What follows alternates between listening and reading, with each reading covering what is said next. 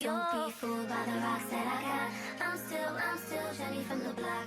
Don't be fooled by the rocks that I got. I'm still Jenny from the block. Hey y'all, welcome to Ask Jen. I'm not even gonna waste my time with the intros because I have a legend, I have an icon. The moment is here next to me. Let me tell you something. I am a very, very big fan. When I met this man and he told me he was a fan of me, Facts. I was very, very surprised that he even know who I was. And when I asked him to be on the show, it was immediately yes. So without further ado, we have one half of the Lodge Boys, Mack Nichols. Thank you for having me. What up? 6 Mile forever. Bronx down. 6 Mile forever. So obviously you from the West Side. What high school you go to? Cooley High. Cooley I High. bought 6 hoes Coogis when I went to Cooley High. Oh, you was getting money. Yeah, if you listen to the CD, I was getting money. Not to toot my own horn, but I bought 6 hoes. How did you go to prom? yeah. What you wear I to went to prom? several proms. You went to several prom. What did you wear to Cooley prom? I wore yellow and blue. I had on a yellow Versace blazer, yellow big blocks, blue slacks, yellow and blue Versace tie. So you from 6 Mile. I have a question. How did you? Is that how you came up with the name Mack Nichols? Facts. Do you know I what just I'm shocked spelt it about? different. How did nobody think of that name before you? I don't know, but it was cold. I thought about it. Really, my man gave me a hand on it. He was like, you should call yourself Mack Nichols. And I was like, damn, that's hard as fuck. And I've been rolling with it ever since. So ever since you talking about your friend, you talking about how you got your start. How did you start rapping? Man, I started rapping because my brother who passed, Boo, he was like a hip-hop head, like straight up like fucking alcoholics, like Red Man, real hip-hop nigga. So I used to go to the studio with him all the time, and they put me on the song, and then when I did the song, the neighborhood liked me better. So I was like, well, fuck it, I'm going to do my own song. How Boo feel about that? He always been like, I can out-rap your bitch ass. But he could. But we just had a different lingo because Boo worked, and I was in the street. So, you know, everybody want to hear negativity. That's fucked up, but that's what they want to hear. So when we talk about like your upbringing, like obviously money is a part Yeah, I of didn't that. have a poor upbringing. You I didn't have can't a say poor I got it out the mud. I didn't. I got it out of high rise. What was your parents like?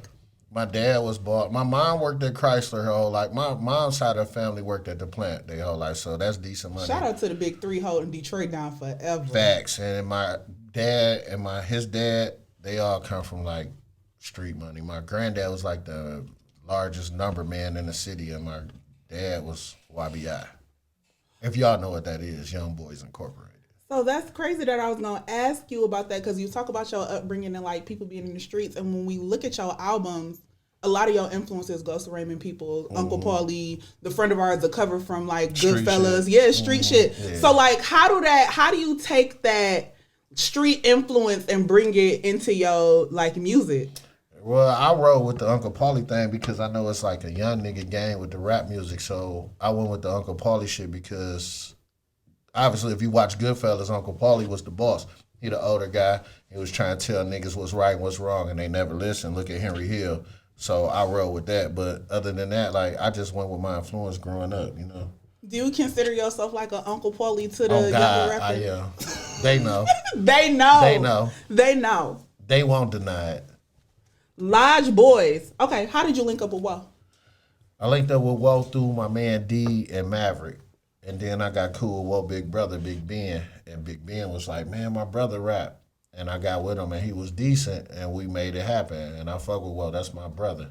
Like we've been locked in. I'm from 6 Mile, but they from Finkel in the Lodge. Okay. So Is that how y'all came I'm up an with Lodge honorary Boys? Lodge boy. They was Lodge boys already, so they let me in, honestly. That's so cool. Yeah, they was lodged up. So let's talk about like Bags In and like what that did for like Detroit rap and literally like took niggas off for real. Like at what moment did y'all know like, okay, we done ones? Once we did the work song, and that shit was everywhere and on the radio and all everywhere. that shit. It was everywhere. Like we was performing at Envy, if y'all know what that is. That's an old club and shit, Icon and shit like that. We was at Envy performing. I was like, damn, they really fuck with us. Like, it was cool though. Question. What was I always ask this to people who've been around for real? Like Detroit club scene used to be like crazy, Crazy. iconic. And unfortunately, by the time I got of age, I missed all the good shit, You right? missed some shit. What was the best Detroit club ever? Hands down, Icon. Where was Icon at? Downtown, on top of it was a pizza place. I'm going to tell you who own Icon, the guys who own Cuzzo's, Baby Ray and them. Really? The best club I've ever been to in my life, besides All Stars. Besides All-Stars. Besides All Stars. Which- I got to give All Stars they props. It's so funny that you mentioned All-Stars. Which strip club got the best food? The Panthy right now. Right now, back then, who was it? The Star. The Star had the sure. best food, best girls. So let me tell you. So I grew up on 6 Mile in Livernois, right? But I moved to Southfield when I was a little younger.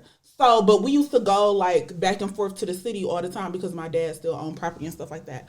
I remember when I was little, we used to drive because it was just the easier way. I lived on 10 Mile and Greenfield, so you was just to ride down 8 Mile. And the Star used to be banging every single night, and I would ask my daddy like, "What is that right there?" He used to never tell me, but it just so happened. When we needed bunk beds and we had moved, we went to the furniture store that was next door to the next door to the Star. And I seen a lady coming in, and she was very obviously a stripper. I said, "Daddy, what's she doing here?" And he told me, "Hurry up and get in the store." It been days that I've been in All Stars. Like, if you're a regular, you can go in there early. So it been days like me and Woo been in All Stars from 11 o'clock till 2 in the morning. We done ate in there 3 times. Like, Took a nap in that like, bitch. for sure. Did work in that bitch. Fuck my life up. Fucked your life up. For sure. So like, Not to cut you off, I paid for my Dylan baby shower in all ones. Yeah. I was at All Stars, and her and her mama pulled up like, "We need the baby shower money," and I came out with ones like this tall. Like, so you gave her the ones and you went back in the. facts. Yeah, I went back in and spent the rest. So like you mentioned before, a lot of your influence are like gangster, drug dealer related. Is that more so from like real life or like things that you've seen on like TV or in media or such, or a little bit of both? Both. I'm gonna be honest. Like, I grew up around it, so of course it's in my blood. That shit in my DNA. But I'm always been infatuated with gangster movies. Like, What's the best gangster movie in your opinion? to be totally honest, The Godfather. Okay. And then if I'm gonna go with a black movie, I'm gonna go with Paid in Full because that's how my uncles and it was in my eyes. Like, so I'm gonna go with that. I'm a Godfather lover, so like in my family, like it's tradition. Every Christmas morning, every Thanksgiving morning, we watch the trilogy. Got to. Every got holiday, to. we like if we gonna be waiting to eat, we need something that's gonna be long and strong. Yep, facts, Godfather facts. always got it. Godfather, that's it. But That's the also, blueprint. I love Casino. Me too. I love Me too. Casino. And Robert De Niro was fly as fuck in there. Man, look You know at all the amazing. costumes was made by Gucci. Really? No, I didn't know that. I be- You a movie buff or you Hell just a yeah. gangster movie buff? Oh, I read a lot too. You read a One lot, thing y'all too. need to know, I read, nigga. I can read. What do you say, oh boys in the hood? I can read. I can read. You the boy. Yeah, for sure. So you had mentioned like your influences growing up and your uncle and your dad. How is like you, and especially in your music, you talk about like you said you didn't get it out the mud, grown up spoiled. How was your dad as a father? A great father.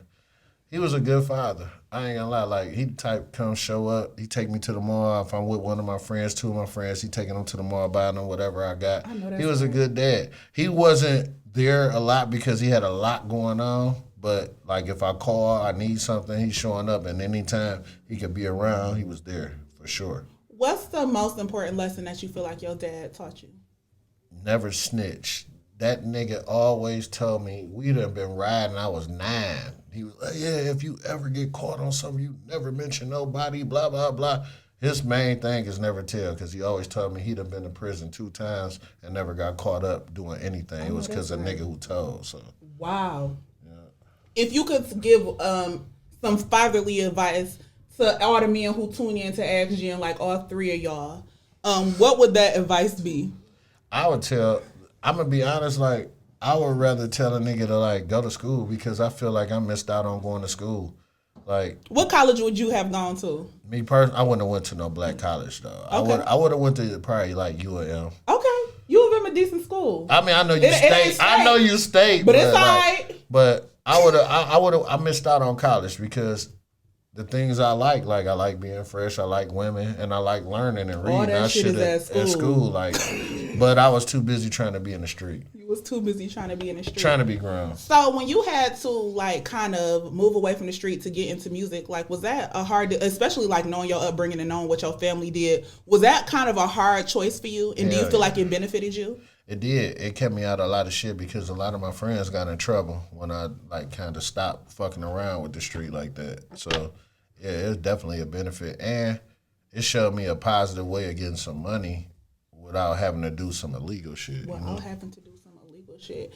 Also, like we kind of talked about this off camera, but we see like, especially now, a lot of like rappers, like as they get like to the top, they getting in trouble with like being in the streets or guns or drugs or something like that. If somebody is kind of having a dilemma on whether or not that they have to choose, what would you tell them? I mean, I tell a nigga to get out of the street, but I can't tell nobody to stop feeding their family or providing. That's true. You know what I'm saying? Because most of the time, if you starting off something new, you're not going to be making no money. You know, everything they say it take a couple of years to make your money off of it. So I can't tell nobody to stop doing what they're doing, but at the end of the day, don't nobody want to keep looking over their shoulders. That's true. Know? So, but if you can, get the fuck out the street. Get the fuck out the street. It's dangerous right now. Get the fuck out the street. It's dangerous right now. I was just talking to this about somebody. I'm an old lady, right? I watch the news and read the news every single day.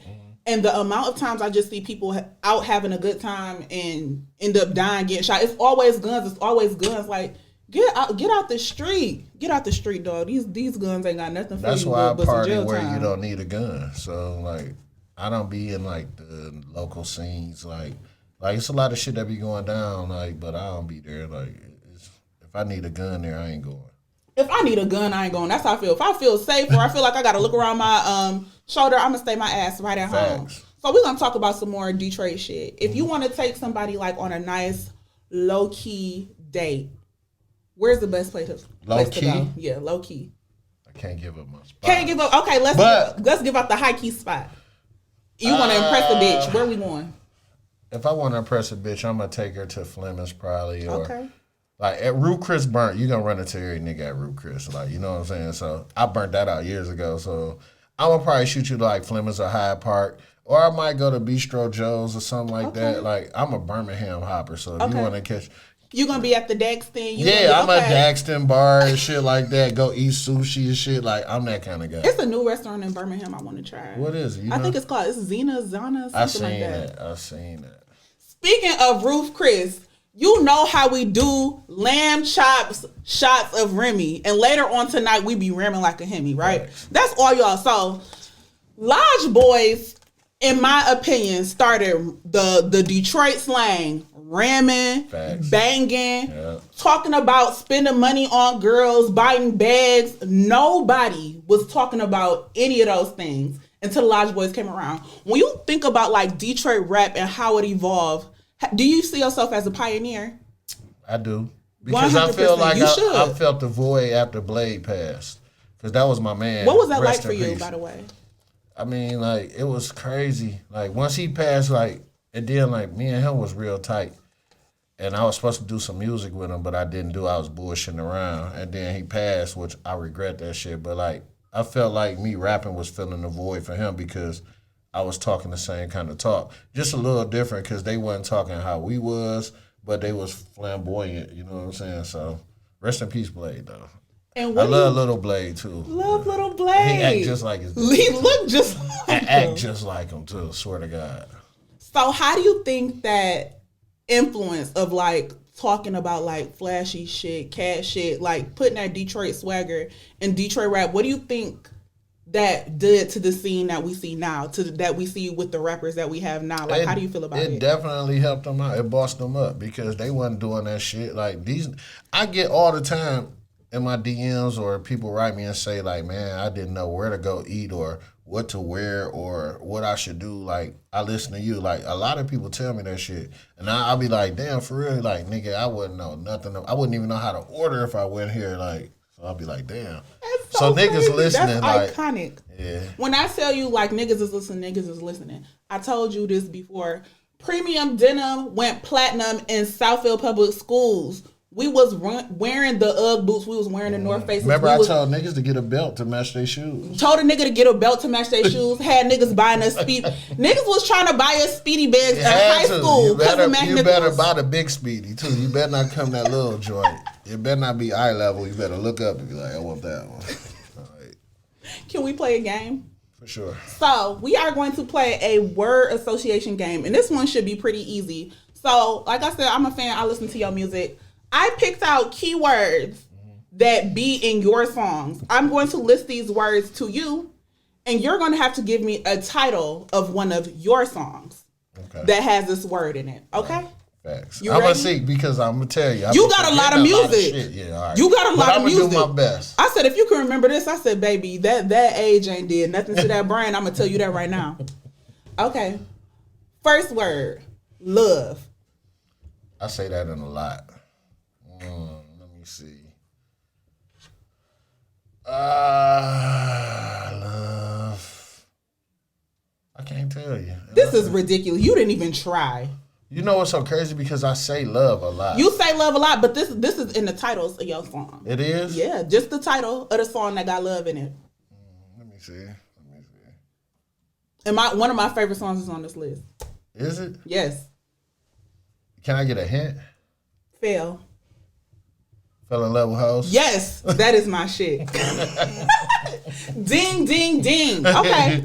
Money. Money ain't shit? Yes. Okay. This should be an easy one because you got a lot of songs with this word in it. All right, let's see. Talk. Heavy talk. Heavy talk. That's a good one. Okay. This one is like kind of easier but kind of harder. Any song that got a cuss word in the title. Oh, I got a good one. Hard on a bitch. Yep. Good job. You know your shit. You know your shit. Okay. So we kind of talked earlier about kind of how these young guys be in the street, niggas be going to jail, XYZ. I'll follow you on Twitter. You had posted the other day, like, you've been 8 years ago, you got released from prison, right? Mm-hmm. And from what I understand, you went to prison at the top of your career. Most niggas do at their peak. So, like, when stuff was about to, like, really take off, you went to prison. So, what did you go to prison for? 2 assaults with attempted murder and a felony firearm. And how long was you in there? 3 years. I had a decent lawyer. 3 years for I had to do 2 flat for the gun, and then he made me cop out to some shit that I didn't want to, but he told me he'd slap me if I did. He was like, "This is the best deal I can get you. I'm cool with the prosecutor," and he got me together for 3 years. And like, what did it feel like seeing like kind of like your career get left behind because you had to serve? That shit hurt like a motherfucker. But the niggas in jail kept me like. They fucked with me to the point where, like, I was like, damn. They like, damn, we fuck with you. Like, I had a whole section of gangbangers that was down with me that would have stabbed anybody for me, but I missed out. It never came to that? Nah. It never came to that because I really was like a chill nigga. I ain't fuck with niggas in the joint. Like, I ain't have to. I was loaded, too, so I was chilling. You had money on your books? Your hella money. Was going crazy? Yeah, to the point where I damn near had to send money home before I had to pay rent. Dang! Yeah. Thanks to my niggas. I love y'all. Shout out to y'all. What did you write while you was in jail? Yes, I did a lot and never used none of the songs. What? Swear to God. So are you telling me you got like a whole prison booklets? Like, because when I got home, I felt like it didn't apply to how I felt. Mm-hmm. Like at the time, it was a lot of pain and shit that I was going through and the shit I was writing. And then when I got home, I was in a different space because I was happy to be free.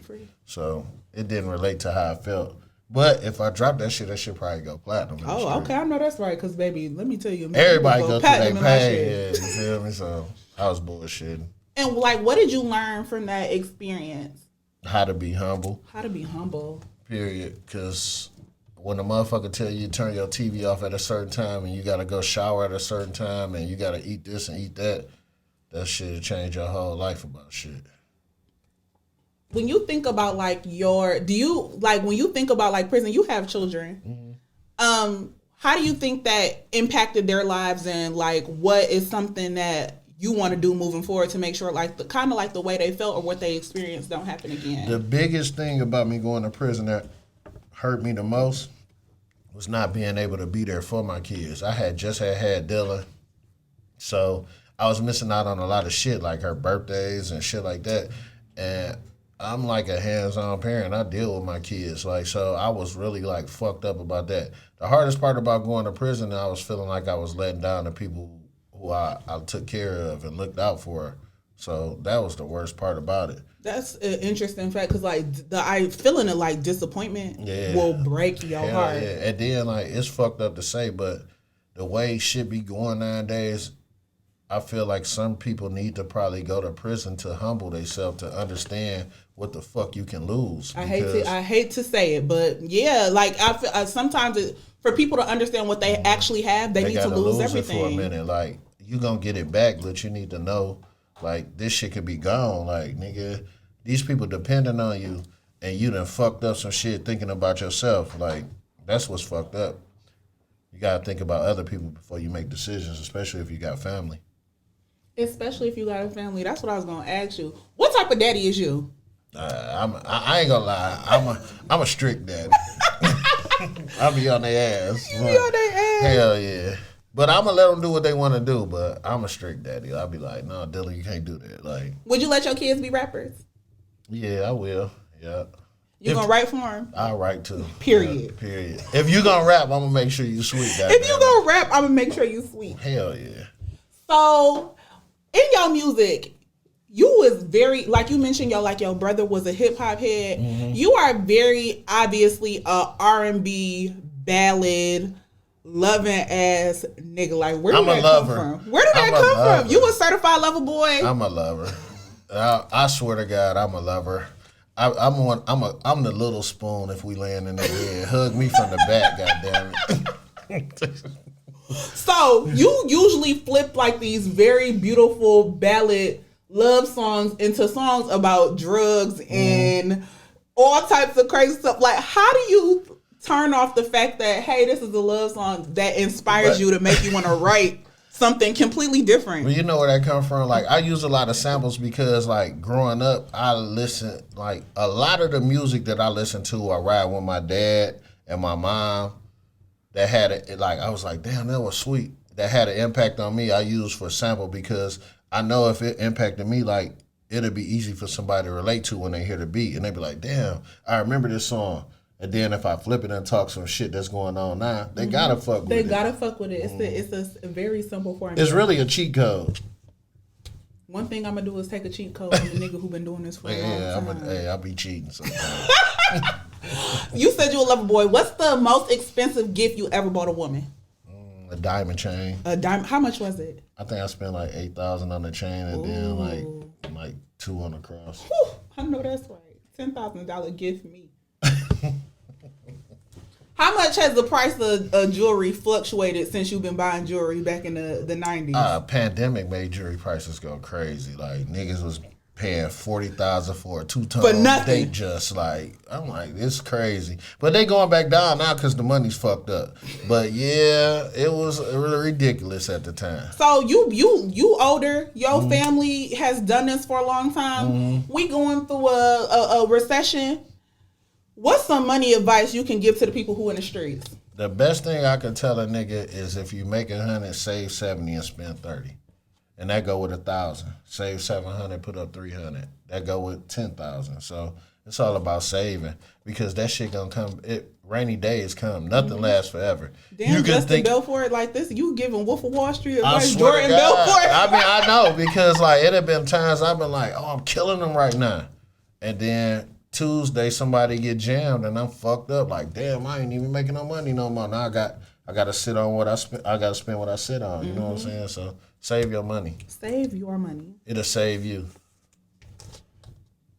What is these like? You be coming up? You got quotables. Is that the rapper in you? I'm like, yo. That's another thing. Your music is very quotable. You give like caption music. You make music that I'm gonna take a caption. I'm gonna put this on Instagram and it's gonna go crazy. I hope so, cause that's what Drake do. All the girls use Drake. Use me too. Shit. Who is your favorite like new rapper right now? City wise or industry wise? Both. City-wise, my favorite rapper, I gotta be the Babyface Ray of Ray is dope. I like Ray because he's versatile as fuck. And then like industry-wise, what would I say? I'ma fuck with Drake. Honestly, he never let me down. Drake ain't never let me down. Do you know what you said that like kind of like blew my mind? You like Lil Uzi. I love Lil Uzi. He weird as hell too. Do you know what I mean? I said to somebody like, Lil Uzi make music, you'll forget about it, and then he'll drop a song and it go crazy, and then you be like, oh, Lil Uzi, that nigga. Really, Uzi a vibe though. For sure. Yeah, he weird, but he a vibe. He got a bad bitch too. Shout out to JT. Too. Shout out to JT. Yeah, he did his big one. He did that. So, we are here on the Uprising Network. The Uprising Network has a little show, not even a little show, a very big show that we call Sample. So, with that show, we have people listen to samples of songs, and you have to tell us, like, what song is the original, like, what song is the sample, right? I should be good at that. You should be very good at this, so that's why I brought it up. Mac, you sample a lot of songs in your music, a lot of old school songs, and it just so happens that the Uprising Network are experts at this, right? So what we are going to do is we're going to play 3 songs, right? We about to try to stump you, okay? Damn, okay. So, Barry, we're going to do this.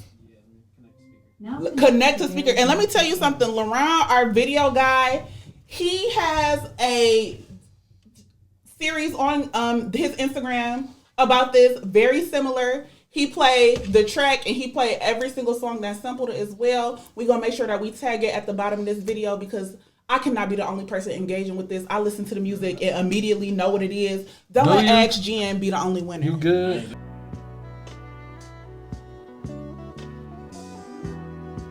I think I know what that is, but I don't know why I can't think of the name of the song is right now.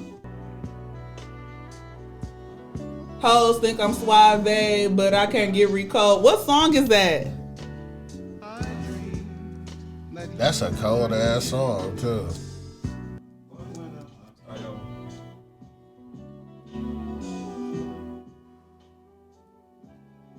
Who used this? Did Drake use this? You gotta tell us. That's the rules. You gotta tell us. Let me see. I ain't gonna lie, y'all might have got me on this. And this fire, I want to use it now. Gotta throw a party for my day ones. That's the song, right? What? I can't remember the name at all. Who is it? It's Drake. I was right about that. I'm right? just thinking hoes think I'm suave, but I can't get recalled. I thought that was a Drake sample for for the sure. silicone. I can't think of the bust down everything. Set and rose gold. Dread talking to you niggas like I'm Jay. That's it too. That's cold. What's the title of this song? Jimmy Cooks. That's hard. That's the best song on that whole album. Because the rest of it sucks. Sticky go up. I like the album. Sticky go up. Maybe I need to just ride high. It's not something. Barry is a. Let me make sure I set this straight. I'm gonna smoke it over again. My boss, the owner of the network, is a music lover. When he tell me something is good, I'm listening to it immediately. I don't care if I never heard it before. For them to find that sample was crazy too. What was the sample? What song? Yeah, what's the original song? The artist's name was Brooke Benton, or is Brooke Benton, and the song is called "You Were Gone." Okay. You Were Gone. The album so all platinum, 1976. All platinum in 1976. I know that was hard because they was driving in the snow to go get them motherfuckers. So, Mac, you didn't get the first one, unfortunately. You said Drake, but... I said Drake, but I didn't know the song. You didn't. So, we're going to go to the next one. What we got? And Jen might get this one because I don't know shit. Like, I'm Ask Jen. I know everything. Give me one more chance, Michael Jackson. Okay. What the fuck is this? This is I Want You Back, the Jackson 5. There we go. What'd he say? Oh, baby. Everybody got this one, but what song? I'm about to say I don't even know what song you gonna pick. I don't know why I'm thinking I want to do Lil Romeo. A lot of people sample this stuff. People did. That's why. I was like, because the first thing that came to me was Romeo. I'm like, they do it. It's a lot of choices. I don't know why I picked Lil Romeo first. That man ain't been relevant since ICDC. But I picked Romeo. Oh God, no, that's not acceptable. ICDC. Lil Romeo is not. No, That's too easy. This is like literally just rapping over this. That's true. But that's the first thing that's gonna come to your mind. Okay. So shall I answer? Yeah. What's another I couldn't one? lose Please, with can you that. tell me what song you was thinking of? Play it. I'm so excited. What he used with it?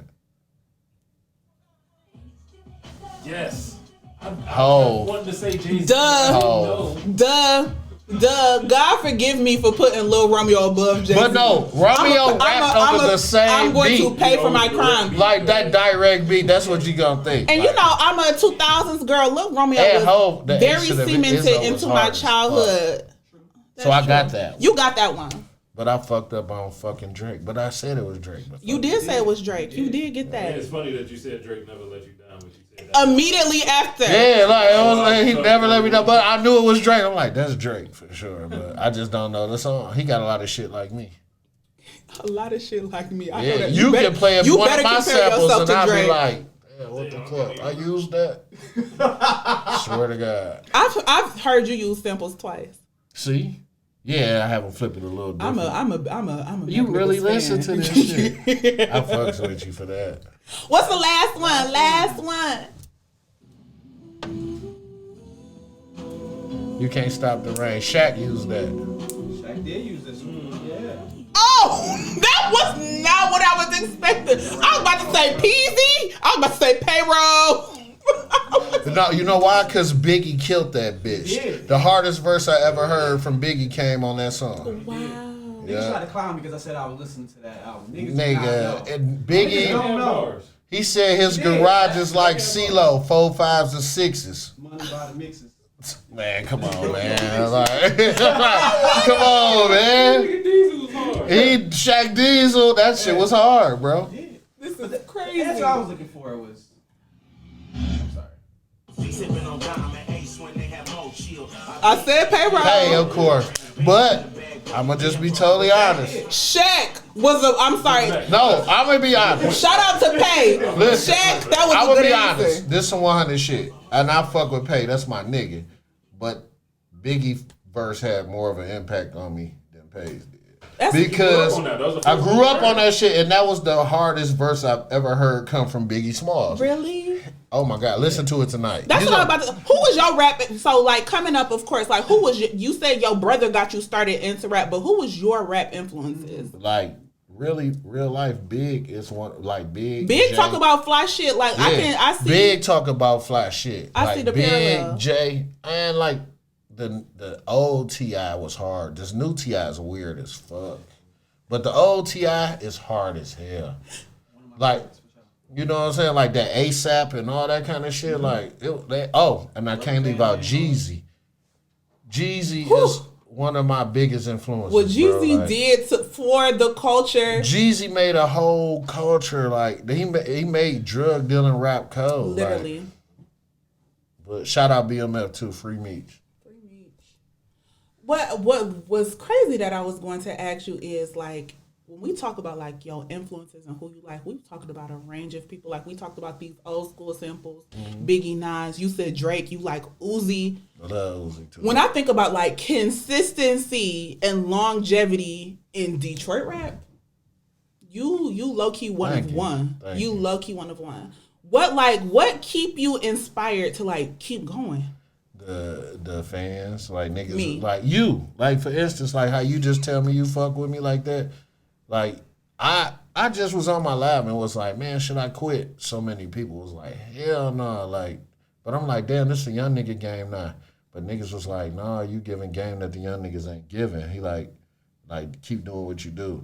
So, I mean, as long as I love music, so as long as I can make music, I make music. Yeah, I love to hear it. At the end of the day, it was never to be like, oh, I want to be the biggest rapper. Mm-hmm.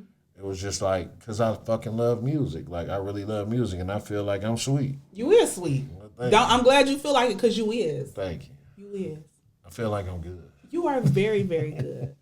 So, we just talked about like consistency, longevity. You literally just dropped in August, if I'm not mistaken. August. When you dropping again? In 2 weeks. In 2 weeks? Yeah. Damn, you always making music. What's this one called? Plain sight. I want you to Plain sight. know I'm getting it in like plain sight. It's right in your face and you don't even know. I have another question.